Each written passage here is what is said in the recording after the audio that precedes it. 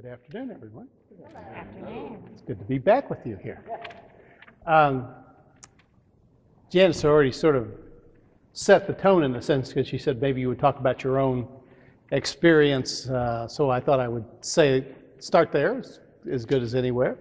I do have a little bit of an unusual story in that as I was having lunch today with some of your parishioners, I was talking about the fact that why I had some affinity with John Wesley, who I mentioned in my sermon this morning. And the reason is because I am a post-theological training convert to Christianity. And I say that, I don't say that with any pride or any satisfaction. I had excellent teachers at Yale Divinity School, where I was, and certainly had the benefit of a good theological education. But I think probably what you need to understand is that I grew up in Texas, here, North Texas, and I became an Episcopalian at Annunciation Parish. And as a matter of fact, Annunciation Louisville just had their 45th anniversary as a congregation, and I was there, and their 50th anniversary, and I was there at their 45th anniversary to preach because my mother and I were one of the 15 people who were at their very first service. So I could actually tell them, I was a mere child then too. Actually, I was about 12, and I got a chance to tell them about the very beginning of the congregation, of which they had no history whatsoever. So I told them about the first service and those sorts of things. So to make a long story short, and I'll try to make it short, I fell in love with the Episcopal Church. I'd never been in any church except the Baptist church when I visited my grandmother upon occasions. And so going into the Episcopal Church, all this business of liturgy and standing up and kneeling down and all this is strange to me, but I just kind of liked it. I went in and I remember it was an Easter Sunday. The first Sunday of the church was an Easter Sunday. They had an archdeacon. You have to remember it. These are all foreign terms to me. Archdeacon, priest wearing vestments. Come forward for a blessing if you'd like to have it. You know, and I've never heard this language. And yet, strangely enough, when we got in the car, my mother said, "Well, how did you like it?" And I said, "Well, this was different." And she said, "Well, would you like to go back?" And I said to her, "You mean they do this every week?" And she said, "Yeah." So I was the first acolyte in the parish, and I fell in love with the Episcopal Church and its liturgy and its life. Became first acolyte of the parish, first lay reader in the congregation. Then I went off to college to North Texas State and University of North Texas, and decided to go into ordained ministry when I graduated. In those days, they'd let you do that. So I graduated from college, and I headed off to seminary with the support of the bishop from the Diocese of Dallas. And what I would say is that when I went to seminary, I would describe myself, if you say, well, were you a believer? I would say, I believed in the Lord of the church. Jesus was in the creeds. I certainly would have affirmed him as the creedal, all the Trinitarian doctrinal things I would have affirmed him as, and simply from that perspective. But I will say that many of my professors in the late 60s, I can't judge them particularly, but I will say I would say they're mostly skeptical people.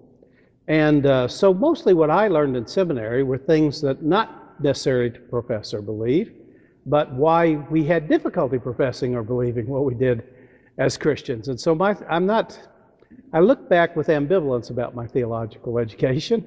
And in any case, I still felt called to be ordained. And if you spend 3 years in addition to college, 3 years of your life getting a graduate degree, and you now could be ordained, and I kept thinking, well, maybe if I get ordained, this will get better. And it actually didn't. And I was an assistant in the congregation for a couple of years, and then I went off to be very young, too young really, to become a rector of the first church that I was rector of. And what happened to me was, here I was armed with sort of Tillichian theology of the era that I was in. I go into this congregation, and the congregation I took over was an inner city parish that had been badly divided by my predecessor. It was largely a blue-collar parish, and remember, this is 72, 73, so back in the early 70s. They hired the previous rector because he was an ex-Marine. And they were all blue-collar folks, and they wanted to have to have a Marine would be a great thing. Only they then discovered, to their horror, that he was opposed to the Vietnam War, was outspoken about it, and suddenly the parish was divided. At a turbulent vestry meeting, he demanded a vote of confidence. He didn't get it. It was like a 6-5 vote. He pulled out his letter of resignation, which he'd already written, slammed it on the table, walked out. None of them had ever never saw him again. So when I went there to be the new rector of the congregation, the bishop said, he said, my opinion as the bishop, you need a priest with at least 15 years of experience, but you can't afford a priest with 15 years experience, so we'll give you Kevin. And he said, we think he has some potential, love him, help him along, and he'll come along, he'll be all right. Well, what do you think the odds of a church that smarting, you know? And the search committee told me they'd healed this breach between them. Well, the search committee had, but they forgot to tell anybody in the congregation how they had managed to accomplish that. So the first visits I made to the congregation, half the people would be saying, how could that man have been a priest of the church? And the other half were saying, that poor man was crucified by this congregation. And so I found myself in the middle of all of this. Now, you have, 1972, remember bell-bottom pants, long sideburns. Imagine me with black hair, long side. So I managed, in about 6 months' time, to pull the whole congregation together. Extraordinary, really. They all hated me. They thought the last guy was bad, but this guy is just terrible. And so I had a very difficult time there. And it made life miserable. And so the ministry began to become, for me, just something that made my life miserable. And so I'd begun the process of thinking about how to lead a ministry and maybe go out and find some other occupation I might like to do. And I was pretty discouraged, pretty depressed, not making much headway in this parish. And the parish, by the way, was built to seat about 500 people. They built a church building in the mid-60s to build it. And then the rector left, not the previous one, but another one, left, and they never filled this church. In fact, within a couple of years, they were half the size they were. So when I arrived, about 70 to 80 people would sit in this church building that was built for 500 people, and we would all come together to be mutually depressed together. So this was not exactly the greatest setting for me. And so what happened, to make, again, the long story short, is I met an Episcopal priest who loved the Lord, was joyful, stunned me, surprised me, introduced me to a small pastors group. I'd never been in a group of pastors who prayed together, studied the Bible together. And after several months of being in this group, I began, the way I would have described it is, I was like a kid with his nose to the candy store. I now realize there's something out there that I've been missing. Some personal relationship, something with God, something with Christ, that I knew was there, but I didn't feel that I had access to it. I felt like, well, this is even more frustrating. And so I went to talk to the friend of mine, and he handed me a book, which was actually written by a Pentecostal clergyman. And I grew up in Texas. I knew what Pentecostals were like, rolling in the aisles, filming all sorts of strange people. But because I respected my friend, I said, well, I will read this. And so, ironically enough, being a Yale graduate, what I did is I started page 1 with a notebook here, and I started an ongoing commentary, theological critique of this pastor's words until I got about halfway through the book, when he said, with his ministry and his parish collapsing around him, that finally he'd come to a moment in his life when he realized that the problem he had in his life wasn't the church or the parishioners, but the fact that the ministry had always been something that he saw as his ministry. And one day God convicted him to say, that's the problem. You're the problem, because it's not your ministry, it's my ministry. And so he admitted that to God that that was the case, confessed it, and opened his life up to God in a new way, in a new direction. Well, I'm making these notes here, and suddenly I put down my pen, and I realized I thought about it, and realized that in some ways, while my life was very different from this pastor in the book, that in fact, that's where I had sort of come. All my training and ministry had led me to this moment